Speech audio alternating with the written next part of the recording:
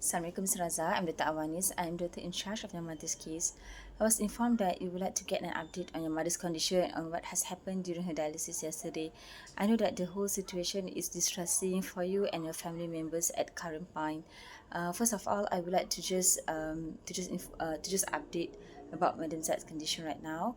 So we are actually treating her for fluid overload, which means that there is excess fluid accumulation in her body because of her kidney function has been deteriorated, especially over the past few days.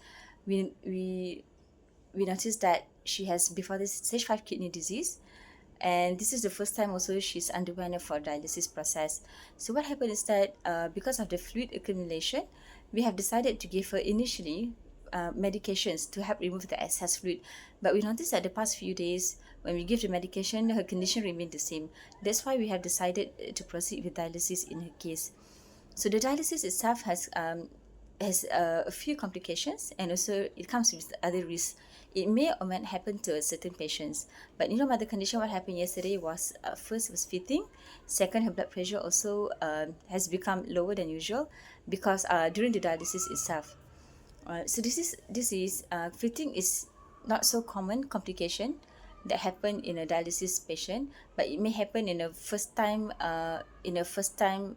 patient that underwent dialysis for the first time because of the disequilibrium, or what we call as imbalance, because we are actually extracting her bloods and then going into the filter machine to filter out the toxins and remove the excess fluid, and we actually return back the cleaner bloods to your mother's circulation. So this whole process actually can cause imbalance or disequilibrium, which may lead to a mild symptoms. They can have dizzy, nausea, vomiting, and also can cause more serious complications such as fitting.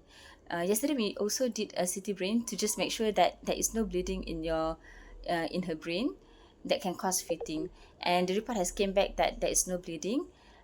For right now, the fitting also has stopped. We're not. This is only a temporary complications, and she may not need prolonged usage of medication to stop the fitting in the future. And second is when we remove the excess fluid from your mother's body, it's actually can affect the blood pressure. The blood pressure can become lower because we remove the fluid. This is also a temporary complication that may occur during the dialysis itself or shortly after the dialysis.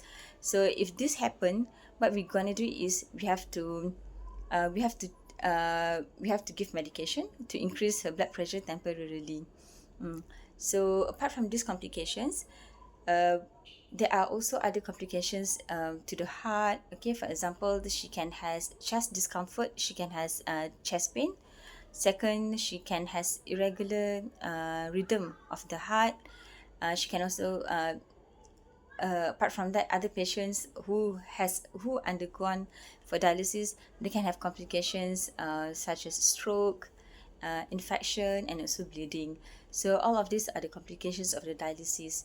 But we have decided to do the dialysis because in her case, the benefit outweigh the risk.